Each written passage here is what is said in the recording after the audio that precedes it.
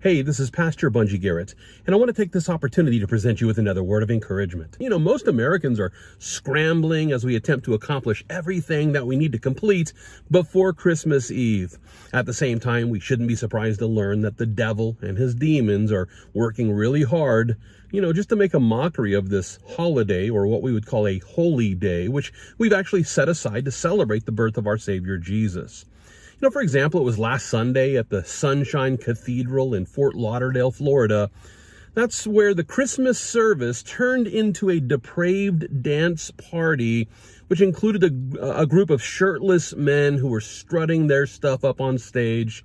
As a matter of fact, there were 4 guys wearing nothing but red velvet Santa shorts and a Santa hat. They danced on stage in a sexually explicit way, as a singer sang a secular song about the day when he saw his mommy kissing Santa Claus.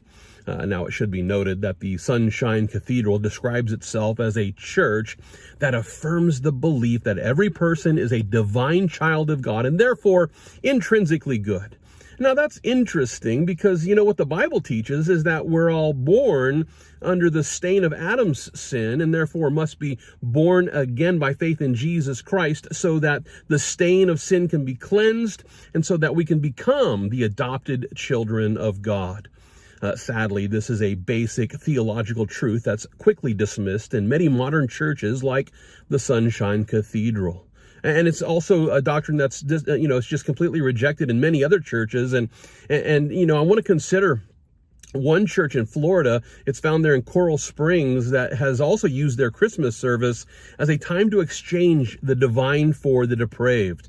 It was just this past Sunday when the worship team there at Church of by the Glades, they started their service with the Willy Wonka theme song, Pure Imagination, and then that song then transitioned into Aaron Carter's song, I Want Candy, and then after showing a series of Christmas-themed movie clips from secular films like Home Alone, A Christmas Story, and Frosty the Snowman, that's when the worship team again came back and they went on to cover Christina Aguilera's song Candyman, which is all about a player who makes the girl's panties drop.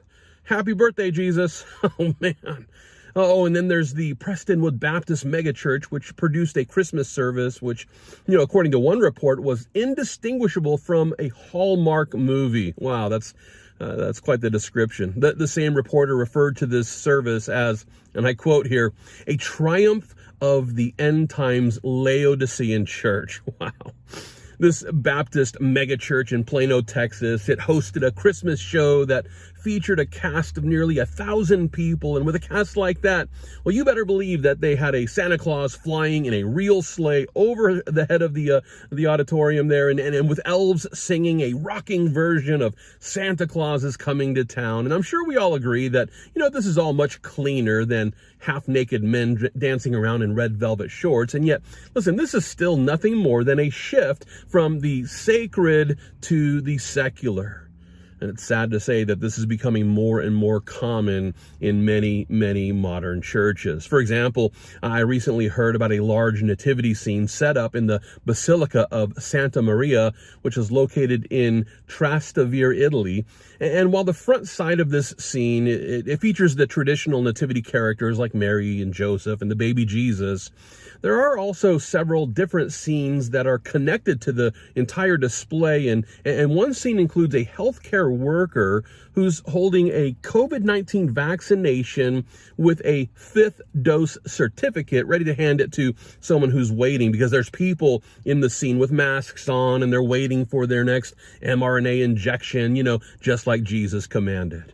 Oh, and then there's the greeting card company that has decided to produce queer Christmas cards, which, actually exchange the true biblical account of the nativity scene for the historic revision. It's a historic revision of created by those with depraved minds. You see, rather than presenting cards that include pictures of Mary and Joseph and the baby Jesus, these queer Christmas cards have, either 2 Marys, or you can choose a card with 2 Josephs. Never mind the fact that this is biblically inaccurate. These people are happy to exchange the truth for the lie as they worship. and serve the creation rather than the Creator. And listen, if that's not bad enough, then you might like to know that Governor Gretchen Whitmer of Michigan, well, she just signed an executive order which directs every state government agency to now conform to Prop 3, which is the new constitutional amendment that guarantees people in Michigan the right to an abortion. And while this depraved decision comes as no surprise, we must not miss out on one little detail. According to this executive order, Proposal 3, which was passed via a ballot initiative back in November, well, it's going to begin to be enforced on Christmas Eve. That's right. It's going to be enforced on Christmas Eve of all days. Not December 1st, not December 31st, not the beginning of the year on January 1st. No, this executive order, which requires every state agency in Michigan to conform to Prop 3, will begin to be enforced on Christmas Eve. That's right. As we begin to celebrate the birth of the baby Jesus, the right to abort babies will begin to be enforced there in Michigan. I can't help but to wonder if Governor Gretchen Whitmer, I can't help but to wonder if she, maybe read through the Bible and then found a hero in Herod. Herod, the one who sought to murder our Savior by putting to death all the male babies who were there in Bethlehem. Yeah, I'm guessing that's her Bible hero. Well, now listen, in light of these stories, I just want to take a moment to remind you about the reason for this sacred season. The reason for why this is a sacred season is because of Jesus. Yeah, Jesus is the reason for the season. And while I realize that this is completely a cliche, well, it's also crucial for Christians to remember that Christmas is all about Christ. It's right there in the word, Christmas. It's Christ Mass. That being the case, why should we exchange the sacred for the secular during this holiday? Why should we trade the divine for the depraved just to be attractive to the world? We shouldn't. We should keep Christ at the center of our Christmas. I like the way that Paul put it in Galatians chapter 4. There he declared, "When the fullness of time had come, God sent forth his Son, born of a woman, born under the law, to redeem those who were under the law, that we might receive the adoption as sons. And because you are sons, God has sent forth the Spirit of his Son into your hearts, crying out, Abba, Father. Therefore you are no longer a slave, but a son, and if a son, then an heir of God through Christ." Christian, listen, as the adopted children of God, let's remember that the birth of the baby Jesus is all about our Savior, who was sent to save sinners like us from the condemnation of the law.